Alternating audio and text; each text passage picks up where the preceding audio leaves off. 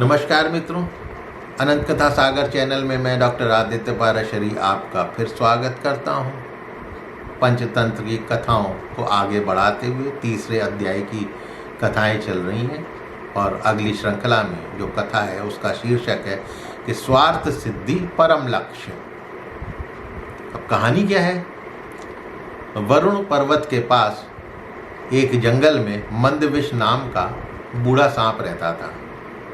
बहुत दिनों से खाने को कुछ नहीं मिला था। बहुत भाग दौड़ किए बिना खाने का उसने ये उपाय किया कि वो एक तालाब के पास चला गया।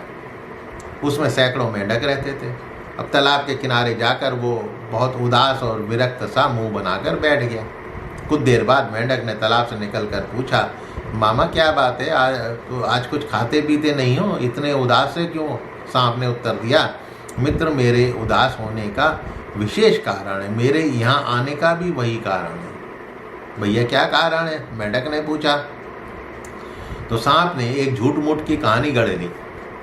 बोलता है, बात यह है कि आज सुबह मैं एक मेंढक को मारने के लिए जब आगे बढ़ा तो मेंढक वहाँ से उछलकर कुछ ब्राह्मणों के बीच में चला गया। मैं उसके पीछे पीछे वहाँ पर गया। वहाँ जाकर एक ब्राह्मण पुत्र का पैर मेरे शरीर पर पड़ गया। तब मैंने उसे डस लिया। वो ब्राह्मण पुत्र वहीं मर गया। उसके पिता ब्राह्मण ने मुझे क्रोध से जलते हुए शाप दिया कि तुझे मेंढकों का वाहक बनकर उन्हें सैर करानी होगी। तेरी सेवा से प्रसन्न होकर जो कुछ वो तुझे देंगे वही तेरा आहार होगा। स्वतंत्र रूप से तू कुछ भी नहीं खा पाएगा। यहाँ पर मैं तुम्हारा वाहक बनकर ही आया हूँ। तब मेंढक ने ये बात अपने बाकी और साथियों को भी बता दी। सारे मेंढक बड़े खुश हो गए।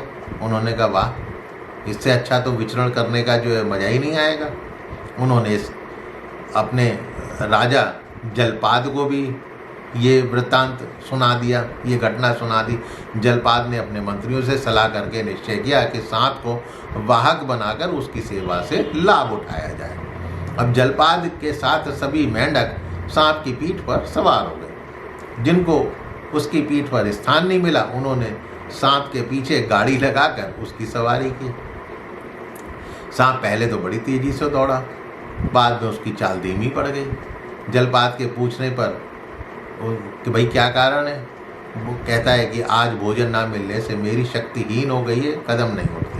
अब ये सुनकर जलपाद ने उसे छोटे छोटे मेंढकों को खाने की आज्ञा दे दी। सांप ने कहा, मेंढक महाराज, आपकी सेवा से पाए पुरस्कार को भोग कर ही मेरी तृप्ति होगी। यही ब्राह्मण का अभिशाप है, इसलिए मैं आपकी आज्ञा से मैं बहुत उपकृत हुआ। जलपाद जो है सांप की इस बात से प्रसन्न हो गया। थोड़ी देर बाद एक और काला सांप उधर से गुजरा।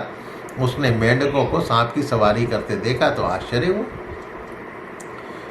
उसके बाद आश्चर्य में वो मंदविष से बोला, भाई, जो हमारा भोजन है उसे ही तुम पीठ पर सवारी करा रहे हो, ये तो स्वभाव विरुद्ध बात है, ऐसा तो नहीं होता। मंदविष ने उत्तर दिया, मित्र, ये बात मैं भी जानता हूँ, किंतु समय की प्रतीक्षा कर रहा हूँ। अब मंदविष ने अनुकूल अवसर पाकर धीरे धीरे सब मेंढकों को खा लिया। मेंढकों का वंशनाश हो गया। अब ये कहानी जो है वायसराज मेघवर्ण ने स्थिर जीवी को धन्यवाद देते हुए कहा कि मित्र, आप बड़े पुरुषार्थी और दूरदर्शी हैं। एक कार्य को प्रारंभ करके उसे अंत तक निभाने की क्षमता अनुपम है। अभी देखिए कितनी बड़ी सीख दे दी है। एक बार जिस कार्य को प्रारंभ करो उसका अंत करके छोड़ो। संसार में कई तरह के लोग हैं।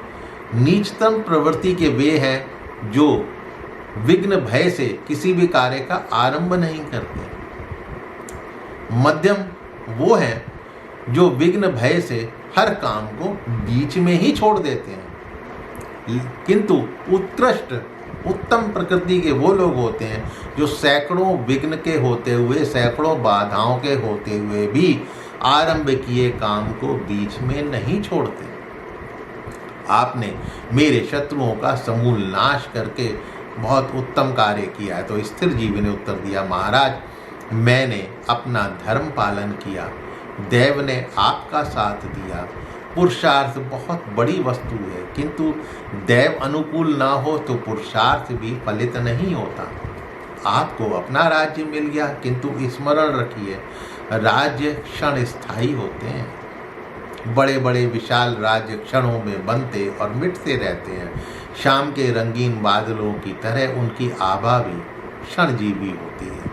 इसलिए राज्य के मध्य में आकर अन्याय नहीं करना और न्याय से प्रजा का पालन करना। राजा प्रजा का स्वामी नहीं, सेवक होता है। इसके बाद स्थिर जीवी की सहायता से मेघवर्ण वर्षों तक सुखपूर्वक राज करता रहा। तो ये देखिए कि तृतीय अध्याय में कौओं और उल्लुओं की कहानी, कौओं उल्लुओं का साथ लेकर, उनके चरित्रों को साथ लेकर इतनी सारी जो कहानियाँ तृतीय अध्याय में सुनाई गई हैं, उसका आखिरी संदेश इसमें छुपा हुआ है कि आप जिस कार्य को एक बार शुरू करें उसको अंत समय तक छोड़ें नहीं। दूसरा संदेश, राज्य आते जाते रहते हैं। आज कोई राजा है, कल को कोई राजा होगा। इसलिए राज्य के मध्य में राजा को अंधा नहीं होना चाहिए, न्यायपूर्वक सबका पालन करना चाहिए। मित्रों, कहानी अवश्य पसंद आई होगी और यदि पसंद आई हो तो मेरे चैनल को सब्सक्राइब करना मत भूलिएगा। अपने पोता पोतियों, नातियों, नतनियों को अवश्य सुनाइएगा, अपनी यंग जनरेशन को भी सुनाइएगा।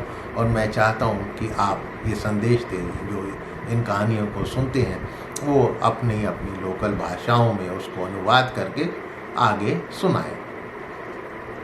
तो पंचतंत्र का तीसरा अध्याय समाप्त होता है। अब अगले वीडियो से मैं शुरुआत करूँगा पंचतंत्र के चतुर्थ अध्याय की। तब तक के लिए मुझे आज्ञा दीजिए। नमस्कार।